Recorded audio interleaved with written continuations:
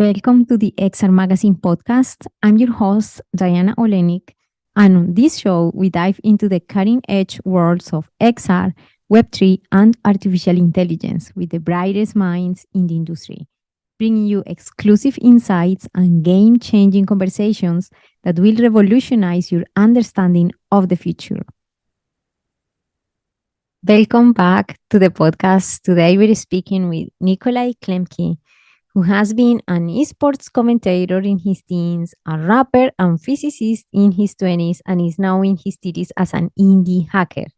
By the way, indie hacker is a trend that exists right now, especially in Twitter.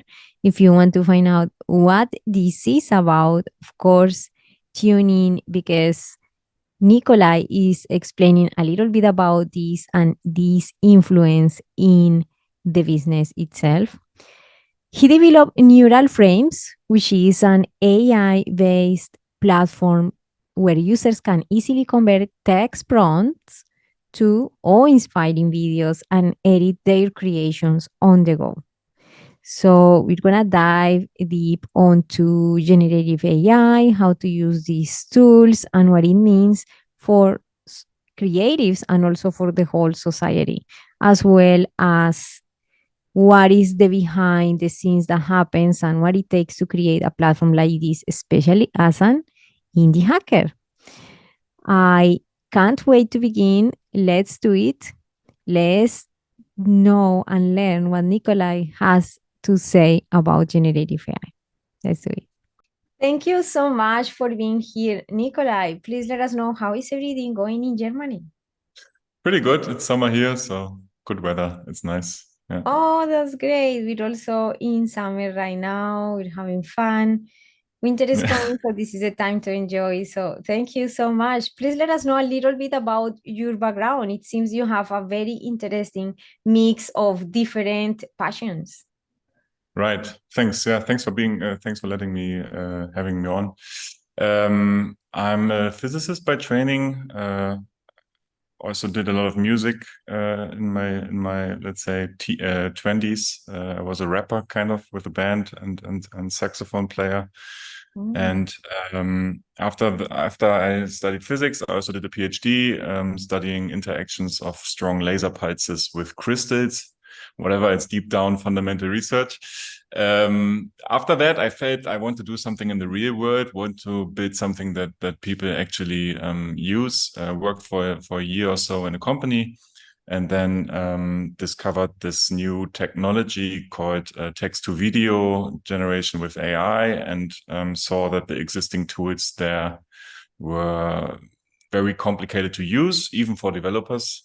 They were awesome, but complicated to use. And then I thought, cool, I can build my own solution there that can leverage this technology and enable people to use this technology for all kinds of use cases. And this is where I am now. I launched Neural Frames. The first launch was in January. Then some, let's say, beginning difficulties and relaunched it in April. And then now it's July, and yeah, it's going strong, growing, and yeah. That's exciting. Thank you so much. I understand you like to sometimes call yourself an indie hacker. I wonder what does it mean to you? Well, there's different types of building a startup, and a very common one nowadays is you come up with an idea and then you ask people for a lot of money to build this idea. And this is the venture capital background, right? So you asked investors to give you millions, and then they hope that you have an idea that you build a company that is worth $1 billion. This is a feasible approach, definitely, but my approach at the moment is a different one. I just bootstrap my own company, and that's why it's the indie part. So I'm not dependent on any investors. I can do whatever I want. I'm doing this also alone by myself at the moment, with some help of some freelancers every now and then. And this, to me, at the moment, feels like a very natural progression.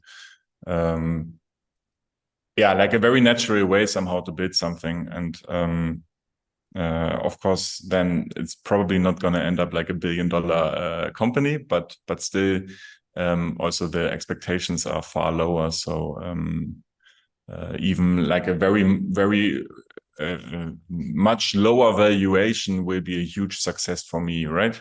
Because I don't have the investors in the background that I need to share the revenue with. Yeah, that's So great. Thank you. there's this whole, sorry for interrupting. There's this whole movement of indie hacking on Twitter, and there's some people that really inspired me on that, like Peter Levitz, for instance. And I thought it's a cool approach. I would like to try it out. Yeah. That's amazing. And I think that that's a great example, especially for people who actually don't know that this approach actually exists and make the assumptions that whatever we see the most in social media and everywhere is the only thing that is out there to try things Yeah. out. But maybe we just don't know and haven't tried other ways to bring our products or our message to the world. So that's a great example. Thank you for that. I appreciate that. Yes. And I Yeah, also wish I think, sorry, go yeah, go ahead. ahead. Okay. So I think particularly in software, it's, uh, I mean, you don't need so much money, you know? Even if an investor would give me now, I don't know, $5 million, like how would I spend this? You know, I see people raising so much money, and I'm wondering, like, is this really required? This amount? I mean, of course, I could spend $1 million. That's fine. I could spend a lot of marketing and hire a team and stuff, but Yeah. maybe it's also worthwhile to first build a product that actually is used, and then I can still decide to scale or not. Seems much more natural to me. Yeah. Absolutely. I think that you mentioned a point that is absolutely super important when growing a business. Even actually, investors would be more interested to know about a platform that already have that the tests and already have the users, and it's so much fun and rewarding from the point of view of the founder to be proud of what is built so far by your own only capabilities. So I think that there is a good sense of reward there with that approach. Thank you for sharing that. That's definitely something that more people should know about. Thank you. So going from physics to being interested in the text to video tools, what was your particular inspiration that, of course, later on led you to create Neural Frames? But what was that initial inspiration? Why you were interested, particularly in text to video? So towards the end of my PhD, I started doing simulations. I was an experimental physicist, so I was working in a laser lab. It was dark. There was very expensive equipment. I was doing experiments, stuff like that. And then I was measuring interesting stuff. But towards the end of my PhD, I did simulations to understand my measurements better. And I discovered somehow that I really love doing the simulations and doing writing the code for the simulations. Mm. And then one thing led to another. I went into this AI space. This was, I guess, in 2019, 2020. And there was already a lot of movement in AI. Mhm. And I dove deeper and tried to learn as much as I could about this field. And this culminated somehow in this the release of Stable Diffusion, which happened, I guess, in September last year or so, which is a text-to-image neural network, which is open source, and I was very fascinated playing with it. And then this text-to-video stuff, I just played around with it because I'm a curious person, and I deeply fell in love with this technology. I mean, it felt very powerful. To just write some text and get a cool animation out. And I was anyways in a state where I wanted to build something and I didn't really know what to build. And then I saw, okay, yeah, the existing tools are not really, there is definitely a need or a gap or something in the existing tools. And I thought I could build it myself. Although I mean, I'm not a front end developer or anything like that. And I learned everything while I did it. So, I mean, there were definitely some challenges also there due to my lack of knowledge in computer science somehow. Yeah, but that's a great example. I mean, you already had a little bit of experience with coding and with a little bit of the tech field or so, research and etc. So those skills, of course, help you. But definitely, you don't come necessarily from the specific computer science background maybe, and that is a great example as well of how we can create our own stuff and feeling capable of doing things through research and experimentation. So in layman's terms, how generative AI works, because we know the tools are out there, but we don't know how that even happens. So because you have a little bit of experience building the background of this, I wonder if you can give us some insights on how that actually works, specifically text to video. Right. Yeah, sure. So generative AI usually is split in two parts. One is text generation, which we all know with ChatGPT now, and then there is image generation or video generation also, which is at the moment still very much related, image and video relation creation. And the image creation is happening at the moment with so-called diffusion neural networks, diffusion models, which create images from noise. So they are trained with huge data sets, basically all the images that exist in the internet out there somehow. I think it's 2.7 billion images, if I don't get the orders of magnitude wrong. The Stable Diffusion one is trained on 2.7 billion, I think.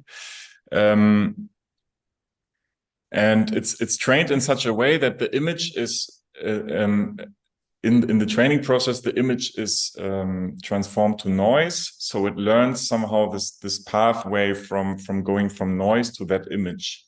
And in the training process, there's also the caption of the image, which is kind of a description of the image usually, right? The I don't know, the subtitle or whatever.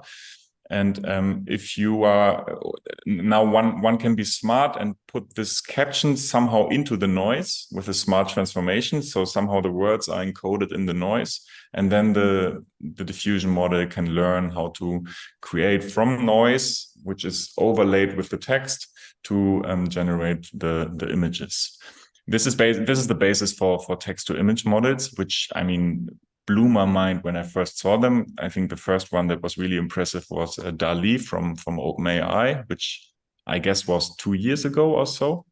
It's crazy how much happened since then somehow. I mean, these were the first attempts really in the or at least, I mean, there were also already research going on, of course, in text to image, but this was the first time that I got aware of it somehow. And there was this armchair in the shape of an avocado, and I was so excited about it. Somehow I showed it to all my friends. And yeah, but then Stable Diffusion came out, and luckily for us as humans, this was published open source, so everybody could play with it. Everybody could do whatever they want with it. And then there was a cool open source community that made this Deforum project. It's called Deforum, which is a open source repository or library, or how you ever want to call it, in which they game this text to image model in the sense that first you generate an image from text, but then you generate image to image. Now you use that image that you generate to generate again a new image and a new image and a new image. And this is basically a for loop generating images from image. And then you can get these evolving animations from that. With the same model that produces the first image, you can get the subsequent images also. And also use the prompt there, because you overlay the incoming image then with the prompt also. And then you can modulate somehow what's generated. And then you can also implement, for instance, camera movement. So you could zoom in subsequently in every image slightly, and then you get this infinite zoom in the animations of this image to image to image to image loop. There's really cool ideas in this open source library, Deforum, and I mean, it's really humbling to see what can happen if people just come together for free. It's crazy. We as developers then can use this. I'm not actually using Deforum in neural frames, but let's say I wrote my own Deforum, very much inspired of what Deforum is doing somehow, but a bit simpler and less features than Deforum, because I try to keep everything as simple as possible for the user in the end. So what type of coding and specific skills are required to build something like that? So the pure backend is in Python, which is, I mean, somehow the language of I would say. Yeah. Or at least the language of applied AI. Underneath, there's also always some C or C++ library somehow, because Python is slow. And then in the front end, what I'm using, what the user actually sees is, in my case, is React, but you can use whatever you want there. I learned React building this, and it's also kind of nice. But Python I already knew before, and so I chose to build as much as I can in Python, and then just the buttons and stuff are somehow not in Python. Yes. Yeah. Yes. Oh, that's great. Thank you so much for sharing the specificity of what you're creating. So, how now that neural frames came to life, how has been that journey? What makes actually neural frames so unique right now? Right. So I said that when I started doing this, there was no other product actually, like there was no other company doing that. Now there are a couple actually. And everybody is kind of like going into their own space. There's really cool competitors doing cool stuff. What's unique about neural frames at this very moment in time is that you have a full video editor. So with competitors, often you type in the prompt and then you wait a couple of minutes or even half an hour or so, and then you get your video back or your animation, however you want to call it. With neural frames, you have kind of a video editor which looks a bit like After Effects or Adobe Premiere a little bit, and you have a timeline, you have a preview window, you have some effects that you can add. And you can click on generate, and then you will see the frames coming in. They're generated, and you will see them live coming in. And the benefit of this is that you can interrupt the process at any time. So you can, because with AI, you type in a prompt and then you get some images back, and you're not 100% sure, is this really what I want? And the AI will make something a little bit weird out of it or something. This is just the usual, workflow there. You know it from ChatGPT also. Sometimes the response you get is really not what you want. And then sometimes again, you change something slightly and it's much better. So the neural frames approach is to have this video editor, get live feedback from the images, can interrupt at any time, can change stuff all the time, can also then after a while say, no, now I want to move the camera into another direction, and then do that. And currently, neural frames is the only one doing that. This might change or not, I don't know. This also adds a certain complexity to the product. It's a bit more it's a bit more like an instrument that you have to learn, just like After Effects or Adobe Premiere. You also have to learn somehow, but you can get much more out of it, I would say. Yeah, for sure. Thank you. That sounds super exciting. I think that I appreciate a lot because I have tried different tools, to be honest. And I think that is very important that because when we are paying, we at least can have the opportunity to try first as you have it available there. But most importantly, to decide the direction of where the creation is taking. And when we have to wait so much for one set to be generated, then it is like we have to accept whatever is generated at the moment instead of in the middle, maybe begin again. So for me, it's very important for efficiency purposes. So incorporating that, I think that was super great. And it's something that other platforms don't have, as you mentioned. The generation is done fully complete, and then we have to either begin again or use that whatever we have there. So, but the time is something that we cannot control in those platforms. Yes, thank you. Exactly. So, how do you think generative AI is reshaping the boundaries of creativity? I mean, of course, it's an incredible tool for artists, I see, for creatives. Do you see the role of human artists evolving, and in what specific way? Because now the machines can do a lot of things that we were doing. Yeah, great question, and one that is very open at this point, I would say. I mean, I think there are artists that are afraid of this technology.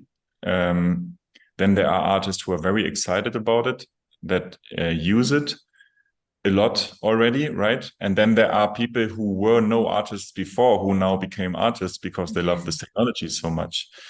And all of these people somehow have the justification, I would say. I mean, art in general is not so much depending on the medium how you express it, I would say. So you can still do art like they did in the 1500s and be very successful with it, right? So art is a very expressive thing. The tool you use somehow forms how you or what you are creating. And so I think this is just another tool in the toolbox potentially for artists.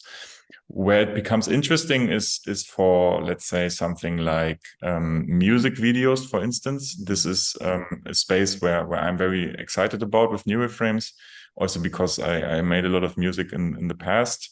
As a musician, you always need some kind of visual content for your songs, right? Because you want to. So first of all, Spotify has these short animations and they boost songs with these animations. And then you want to post something on social media, you always need some visual content. And visual content is very, very hard and expensive to get, right?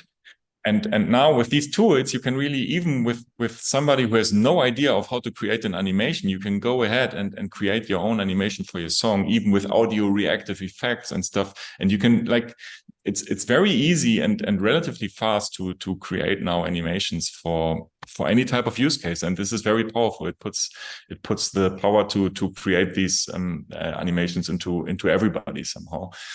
But I think there's will still be a place for general motion design people, at least for a lot of, at least for a decade. I think with classical tools, or I don't know, this decade I should probably take back. I don't know. I mean, things are moving very fast at the moment, but yeah, I think not everything will be substituted by AI in the near term. There's the other people should probably learn how to use it, but especially in the video space, it seems like a very hard problem to get really cohesive animations out. Yeah, that's exciting to hear how we can incorporate these other sensory media, which is visual as well for music. I also love music, of course, and I can see how both of them are always together: the visual, the music, the sound. So I think that people will be very excited to use this for advertisement purposes, for marketing purposes, all of that. What do you think that there is actually a risk of homogenizing creative output, given that it often learns from existing data and trends? Do you think you foresee that there is a point that we're going to have similar stuff out there? Or what do you think in terms of art? What will be the future of this? Yeah, I was just discussing this with a friend this weekend who also said that, like, especially for text output, this will be happening. That, like, for marketing copy texts and stuff, the average copywriter might be substituted with AI, and then everything will be very similar. And there will just be the genius copywriters that like stand apart and do great stuff that stands apart. Yeah, I think this risk is there definitely.